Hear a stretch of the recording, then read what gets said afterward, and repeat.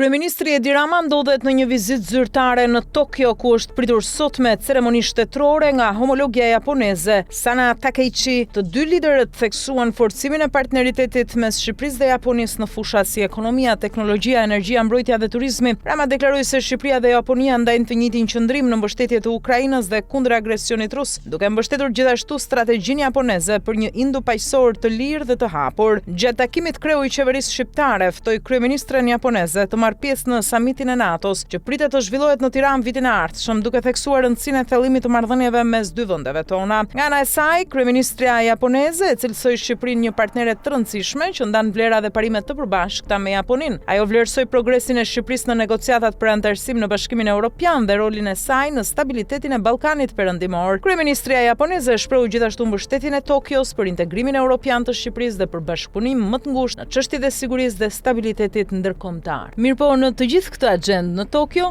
kryeministri Rama regjistroi edhe një dështim jo pak të vogël, teksa po e përcillte. Ai tentoi t'i puthte dorën homologes japoneze, mirpo kjo e fundit e refuzoi me shumë klas. Kryedemokrati Sali Berisha akuzoi sot mediat për censurë dhe manipulim të raportit i bar të 21 maj, duke pretenduar se opinionet kritike ndaj procesit të integrimit të Shqipërisë janë fshehur me urdhër politik. Ai tha se raporti pasqyron problematika të mëdha të qeverisjes dhe falenderoi organizatën Koela për pasqyrim real të situatës. Më shumë, ky sulm i mediave nga Berisha duket si mbulesë mirë për pazarin e freskët mes tij dhe Ramës në parlament mbrëmjen e djeshme. Madje jo vetëm bashkimi i votave PSD i mbrëmjes së djeshme për ndryshimin e rregullore së kuvendit dhe fuqizimin e Komisionit Xhafaj, por edhe pak ditë më parë në një tjetër bashkim të madh, ato për rezolutën për procesin e integrimit evropian.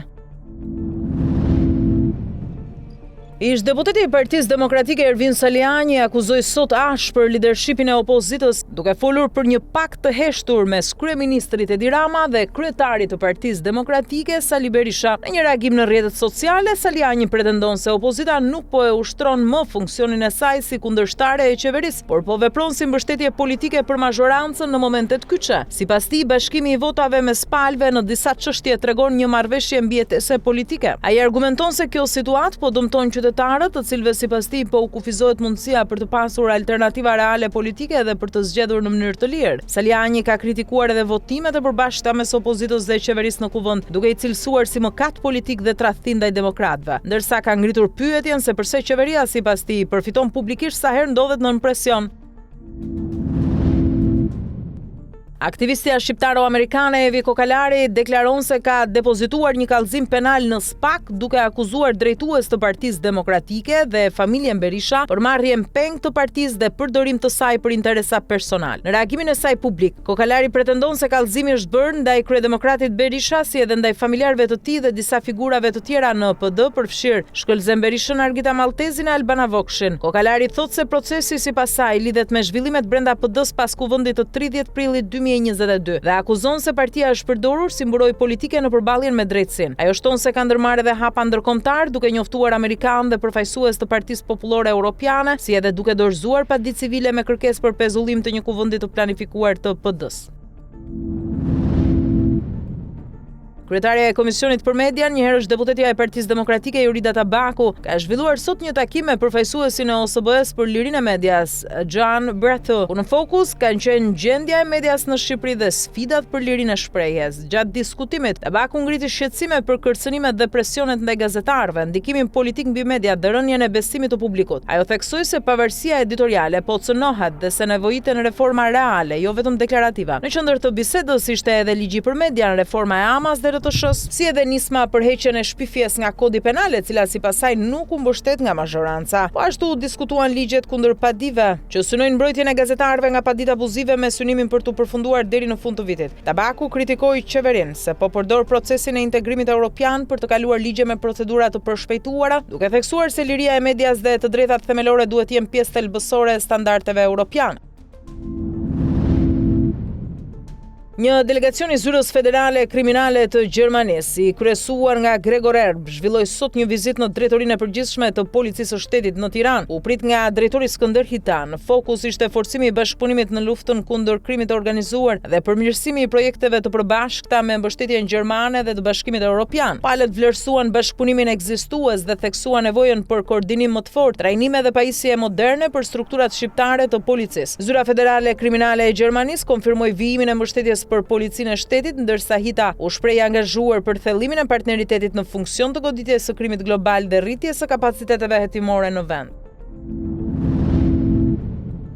Aktivisti shqiptar Baki Goxha ka mbërritur në Shqipëri pasi u deportua nga autoritetet izraelite ndërsa ishte pjesë e flotiljes humanitare Sumud me destinacion Rripin e Gazës. Pas mbërritjes në Rinas, ai është pritur nga familjarët dhe më pas është marrë për rreth 2 orë në pyetje nga autoritetet shqiptare në komisariat. Goxha ka deklaruar se gjatë pjesëmarrjes në flotilje janë ndaluar nga forca të huaja në ujëra ndërkombëtar dhe se ai dhe të tjerë janë trajtuar me forcë, duke pretenduar edhe kërcënime dhe dhunë gjatë ndalimit. Ai tha se ishte angazhuar si aktivist për çështjen palestineze dhe se misioni kishte për qëllim dërgimin e ndihmave humanitare në Gaza, ndërsa ka përshkruar për jetime të rënda gjatë ndalimit dhe mbajtjes në anije nga autoritetet.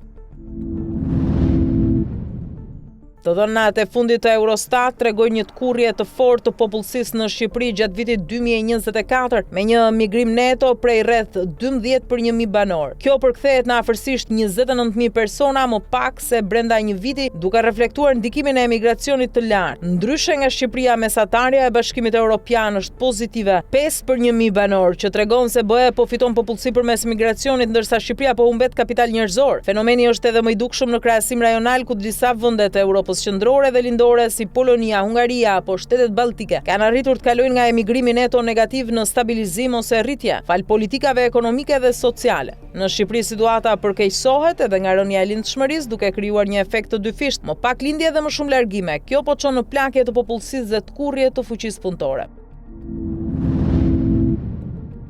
Shqipëria po përballet me një rënje të vazhdueshme të numrit të nxënësve sipas të dhënave të fundit të Instat për vitin shkollor 2025-2026. Regjistrimet në arsimin parauniversitar kanë rënë me 1.7% duke reflektuar ndikimin e emigracionit dhe tkurrjes demografike në sistemin arsimor. Në total në kopshte dhe shkolla janë regjistruar rreth 399.000 nxënës, ndërsa arsimi nëntëvjeçar shënon rënjen më të madhe me 2.7%. Tendenca e uljes së numrit të nxënësve nuk po kufizohet më vetëm në zonat rurale, por po shfaqet në nivel kombëtar. Në arsimin e lartë, megjithse ka sfida me regjistrimet, vjetre një dominim I vajzave, ku ato përbëjnë 56.8% të studentëve në nivel bachelor dhe 67.6% në nivel master. Kjo tregon një pranim më të fortë të vajzave në sistemin universitar. Ndërkohë arsimi profesional mbetet në nivele të ulta me vetëm 19.4% të nxënësve të shkollave të mesme që zgjedhin këtë drejtim, pavarësisht kërkesës në rritje për profesionist teknik në tregun e punës. Në universitet, degët të preferuara mbeten biznes, administrim dhe ligj me 25.2%, në tërësi mbi 85% e nxënësve vazhdojnë të regjistrohen në institucionet publike duke mbajtur sektorin privat në peshë të kufizuar në sistemin arsimor shqiptar.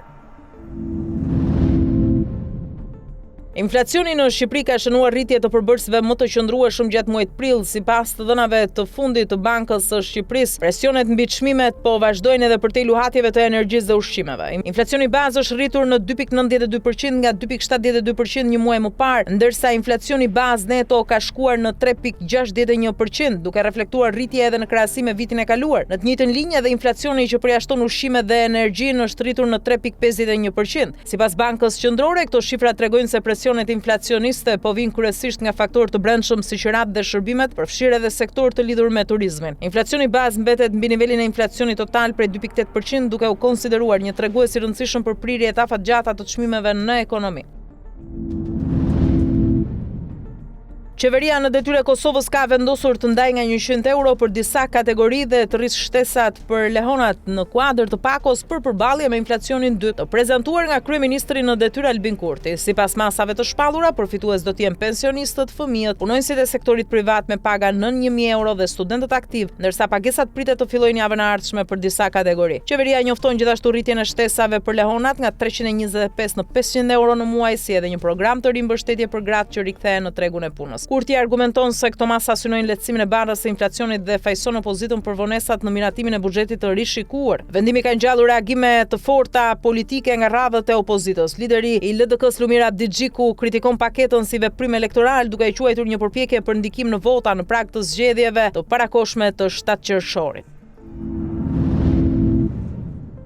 Zëvendës ndihmos sekretari i përgjithshëm i NATO-s për partneritete, Kevin Hamilton, deklaron nga Prishtina se Aleanca nuk do të avancojë disa forma bashkëpunimi me Serbinë pa u siguruar më parë përgjegjësia për sulmet e vitit 2023 në veri të Kosovës përfshirë incidentet në Banjske Zveçan. Hamilton thekson se NATO pret drejtësi për autorët dhe organizatorët e sulmeve ndaj pjesëtarëve të KFOR-it, duke quajtur këtë kusht thelbësor për çdo hap të mëtejshëm në marrëdhëniet me Beogradin. Ai shtoi se ndonse NATO synon marrëdhënie transparente dhe pozitive me Serbinë. Disa aspektet e bashkëpunimit mbeten të bllokuara deri në përmbushjen e këtij kushti. Në të njëjtën kohë ai paralajmëroi për ndikimin e dezinformimit dhe aktiviteteve hibride nga Rusia në rajonin e Ballkanit Perëndimor, të cilat sipas tij synojnë të nxisin përçarje dhe paqëndrueshmëri. Një aksident i rënd rrugor ka ndodhur në aksin Radishan-Prishtinë-Mirkovsk në Maqedoninë e Veriut, ku 4 persona kanë humbur jetën pas përplasjes mes një kamioni me targat Kosovës dhe një makine tip BMW. Mes viktimave dhe artisti i njohur i operas Riste Velkov, bariton dhe solisti i teatrit kombëtar të operas dhe baletit në Shkup, i cili humbi jetën në moshën 51 vjeçare, së bashku me djalin e tij 20 vjeç. Sipas informacioneve, drejtuesi i kamionit dyshohet se ka humbur kontrollin e mjetit duke kaluar në korsinë e kundërt, ka sjellë përplasjen fatale. Në aksident kanë humbur jetën edhe 2 të rinj të tjerë. Komisioni Evropian konfirmoi sot marrjen e letrës nga kancelari gjerman Friedrich Merz me propozimin për një qasje të re për procesin e zgjerimit të Bashkimit Evropian. Sipas propozimit në fjalë, Ukraina do të mund të marrë statusin e antarit të asociuar të BE-s, ndërsa vendet e Ballkanit Perëndimor do të përfshihen më ngushtë në institucionet evropiane si vëzhgues dhe përmes aksesit më të madh në tregun e përbashkët. Zëdhënësi i Komisionit Evropian deklaron se Brukseli e mirëpret debatin mes vendeve anëtare për mënyrat e përshpejtimit të afrimit të vendeve kandidate, duke theksuar se zgjerimi mbetet një investim geostrategjik për sigurinë dhe stabilitetin e Unionit. Ai theksoi gjithashtu se çdo formë e reintegrimi duhet mbetet e bazuar në merit dhe në progresin real të vendeve kandidate. Takimi mes Emmanuel Macron dhe Kyriakos Mitsotakis në Athinë u paraqit si një sinjal i forcimit të boshtit strategjik Francë-Greqi që shkon përtej një vizite protokollare dhe lidhet me një partneritet më të thellë gjeopolitik në Mesdhe. Në qendër të këtij bashkëpunimi qëndron forcimi i kapaciteteve ushtarake të Greqisë përmes blerjes së avionëve Rafale, fregatave Belhara dhe sistemeve të tjera të armatimit francez, si pjesë e një programi të gjerë i armatimit dhe modernizimit të ushtrisë greke. Franca nga ana e saj kërkon të konsolidojë rolin si fuqi ushtarake europiane me ndikim në Mesdhe, duke u pozicionuar si garantuese e sigurisë për aleatët e saj në një kohë kur arkitektura e mbrojtjes europiane mbetet e varur nga SHBA. Një element kyç i këtij bashkëpunimi është tensioni në Mesdheun lindor, veçanërisht lidhur me Turqinë dhe doktrinën Mavi Vatan, që Greqia e percepton si kërcënim ndaj interesave të saj detare dhe ekonomike. Në këtë kontekst, prania franceze shihet edhe si faktor frenues diplomatik dhe ushtarak. Në sfond qëndron edhe konkurenca dhe bashkëpunimi paralel me aktorë të tjerë rajonal si Izraeli, i cili luan rol të rëndësishëm në bashkëpunimin e sigurisë me Greqinë dhe Kipron, sidomos në fushën e inteligjencës dhe energjisë. Marrëdhënia Francë-Greqi mbështetet gjithashtu në një bazë historike të gjatë që nis nga shekulli 19. Një draft marrëveshje e raportuar mes Iranit dhe SHBA-ve parashikon një paket të gjerë masash për uljen e tensioneve dhe drejt një armëpushimi të plot. Sipas burimeve të mediave arabe, plani përfshin një armëpushim të menjëhershëm dhe pa kushte në të gjitha frontet, ndalimin e sulmeve ndaj infrastrukturës ushtarake, civile dhe ekonomike, si edhe përfundimin e luftës mediatike mes palëve. Po ashtu parashikohet respektimi i sovranitetit shtetëror dhe mos ndërhyrja në punët e brendshme. Një element kryesor i draftit është liria e lundrimit në gjirin arabik, ngushticën e Hormuzit dhe detin e Omanit, së bashku me krijimin e një mekanizmi të përbashkët monitorimi dhe zgjidhjeje konfliktesh. Në aspektin ekonomik, plani parashikon heqje graduale të sanksioneve amerikane ndaj Iranit, në këmbim të respektimit të kushteve të marrëveshjes dhe angazhimit ndaj së drejtës ndërkombëtare dhe kartës së OKB-s. Negociatat po shoqërohen me ndërmjetësim diplomatik, ku rolin e tij po e luan edhe Mohsin Naqvi, i cili është takuar në Teheran me ministrin e jashtëm iranian Abbas Araghchi. Ndërkohë zyrtarë amerikanë kanë sinjalizuar progres të kujdesshëm në bisedime, por theksojnë se çështje të ndjeshme si programi i uraniumit dhe kontrolli i rrugëve detare mbeten ende të pasgjidhura. Në përgjithësi, drafti shihet si një përpjekje për deeskalim të shpejtë, por mbetet i pasigurt nëse palët do të arrijnë marrëveshje përfundimtare.